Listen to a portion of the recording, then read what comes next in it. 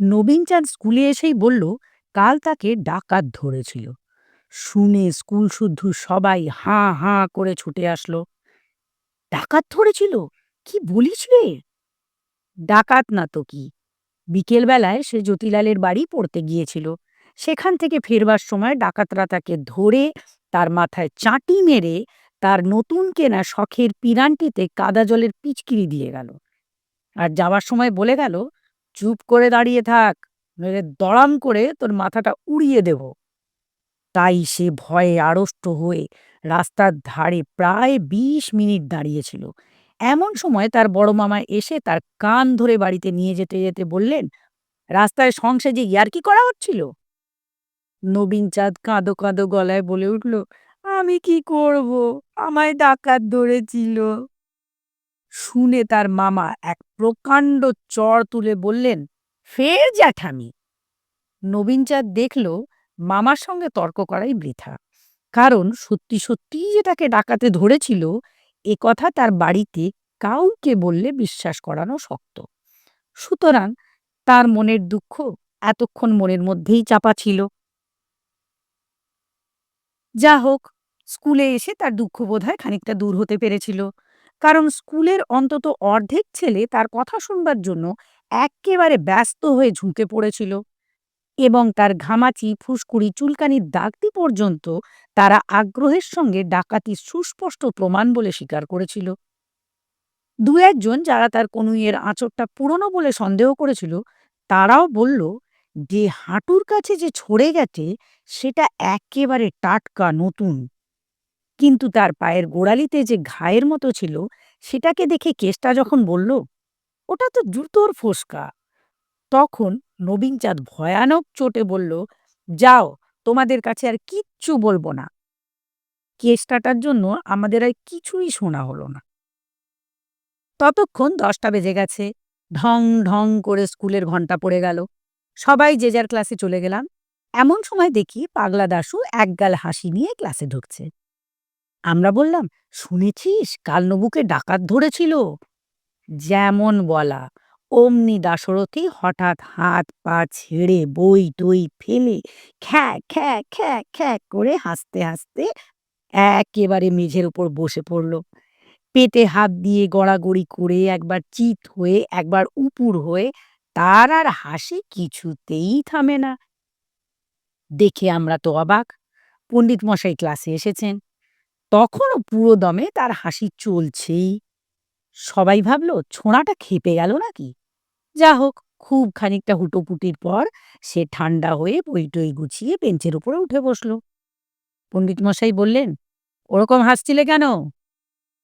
দাশু নবীনচাঁদকে দেখিয়ে বলল, ওই ওকে দেখে। পণ্ডিত মশাই খুব কড়া রকমের ধমক লাগিয়ে তাকে ক্লাসের কোনায় দাঁড় করিয়ে রাখলেন। কিন্তু পাগলার তাতে লজ্জাও নেই। সে সারাটি ঘন্টা থেকে থেকে বই দিয়ে মুখ আড়াল করে আর ফিক ফিক করে হাসতে থাকে। টিফিনের সময় নবু দাশুকে চেপে ধরল। কিরে দেশো, বড় যে হাসতে শিখেছিস? দাশু বলল, হাসবো না? তুমি কাল ধুনুচি মাথায় দিয়ে যে কিরকম নাকটা নেচেছিলে সে তো আর তুমি নিজে দেখনি, দেখলে বুঝতে কেমন মজা। আমরা সবাই বললাম, সে কিরকম, ধুনুচি মাথায় নাচছিল মানে? দাশু বলল, তাও জানো না? ওই যে কেষ্টার জগাই, এই যা, বলতে না বারণ করেছিল। আমি বিরক্ত হয়ে বললাম, কি বলছিস, ভালো করেই বল না।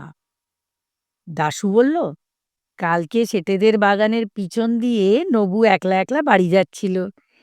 এমন সময় দুটো ছেলে, তাদের নাম বলতে বারণ, তারা দৌড়ে এসে নবুর মাথায় ধুনুচির মতো কি একটা চাপিয়ে তার গায়ের উপর আচ্ছা করে পিটকিরি দিয়ে পালিয়ে গেল। নবু ভয়ানক রেগে বলল, তুই তখন কি করছিলি? দাশু বলল, তুমি তখন মাথায় থলি খুলবার জন্য ব্যাঙের মতো হাত পা ঠুঁড়ে লাপাচ্ছিলে দেখে আমি বললাম, ফের নড়বি তো দড়াম করে মাথা উড়িয়ে দেব। তাই শুনে তুমি রাস্তার মধ্যে কাঠ হয়ে দাঁড়িয়ে রইলে। তাই তো আমি তোমার বড় মামাকে ডেকে আনলাম। নবীন চাঁদের যেমন বাবুয়ানা তেমনই তার দেমাগ। সেই জন্য কেউ তাকে পছন্দ করত না।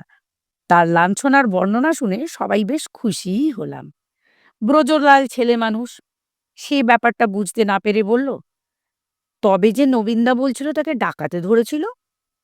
দাশু বলল, দূর বোকা, কেসটা কি ডাকাত? বলতে না বলতেই কেসটা সেখানে এসে হাজির। কেসটা আমাদের উপরের ক্লাসে পড়ে, তার গায়েও বেশ জোর আছে। নবীন চাঁদ তাকে দেখা মাত্র শিকারী বেড়ালের মতো ফুলে উঠল, কিন্তু মারামারি করতে সাহস পেল না। খানিকক্ষণ কটমট করে তাকিয়ে সেখান থেকে সরে পড়ল। আমরা ভাবলাম, যাক, মিটে গেল। কিন্তু তারপর দিন ছুটির সময় দেখি নবীন তার দাদা মোহনচাঁদকে নিয়ে হনহন করে আমাদের দিকে আসছে। মোহনচাঁদ এন্ট্রান্স ক্লাসে পড়ে, সে আমাদের চাইতে অনেক বড়। তাকে ওরকমভাবে আসতে দেখেই আমরা বুঝলাম এবার একটা কাণ্ড হবে। মোহন এসেই বলল, কেসটা কই? কেসটা দূর থেকে তাকে দেখতে পেয়েই কোথায় যে সরে পড়েছে, তাই তাকে আর পাওয়াই গেল না। তখন নবীনচাঁদ বলল, ওই ওই দাশুটা সব জানে, ওকে জিজ্ঞাসা করো। মোহন বলল, কি হে ছোকরা, তুমি সব জানো নাকি? দাশু বলল, না, সব আর জানবো কোত্থেকে, এই তো সবে ফোর্থ ক্লাসে পড়ি, একটু ইংরেজি জানি, ভূগোল, বাংলা, জিওমেট্রি। মোহনচাঁদ ধমক দিয়ে বলল, সেদিন নবুকে যে কারা সব ঠেঙিয়েছিল, তুমি তার কিছু জানো কি না? দাশু বলল, ঠ্যাঙায়নি তো, মেরেছিল, খুব আস্তে মেরেছিল। মোহন একটুখানি ভেঙচিয়ে বলল, খুব আস্তে মেরেছে না? কতখানি আস্তে, শুনি তো। দাশু বলল, সে কিছুই না, ওরকম মারলে একটুও লাগে না। মোহন আবার ব্যঙ্গ করে বলল, তাই নাকি? কিরকম মারলে পরে লাগে? দাশু খানিকটা মাথা চুলকিয়ে তারপর বলল, ওই হেডমাস্টার মশাই তোমায় যেমন বেত দিয়ে মেরেছিল সেই রকম। এই কথায় মোহন ভয়ানক চোটে দাশুর কান মলে দিয়ে চিৎকার করে বলল, দেখ বেয়াদব, ফের জেঠামি করবি না তো চাবকিয়ে লাল করে দেব। তুই সেখানে ছিলি কি না, আর কি কি দেখেছিলি, সব খুলে বলবি কি না? জানোই তো দাশুর মেজাজটা কেমন পাগলেটে গোছের। সে একটুখানি কানে হাত বুলিয়ে তারপর মোহনচাঁদকে ভীষণভাবে আক্রমণ করে বসল। কিল, ঘুষি, চড়, আঁচড়, কামড় সে এমনি চটপট চালিয়ে গেল যে আমরা সবাই হাঁ করে তাকিয়ে রইলাম। মোহন বোধহয় স্বপ্নেও ভাবেনি যে ফোর্থ ক্লাসের একটা রোগা ছেলে তাকে অমনভাবে তেড়ে আসতে সাহস পাবে। তাই সে একেবারে থতমত খেয়ে কেমন যেন লড়তেই পারল না। দাশু তাকে ৫ সেকেন্ডের মধ্যে মাটিতে চিৎ করে ফেলে হাঁপাতে হাঁপাতে বলল, এর চাইতেও ঢের আস্তে মেরেছিল। এন্ট্রান্স ক্লাসের কয়েকটা ছেলে সেখানে দাঁড়িয়েছিল।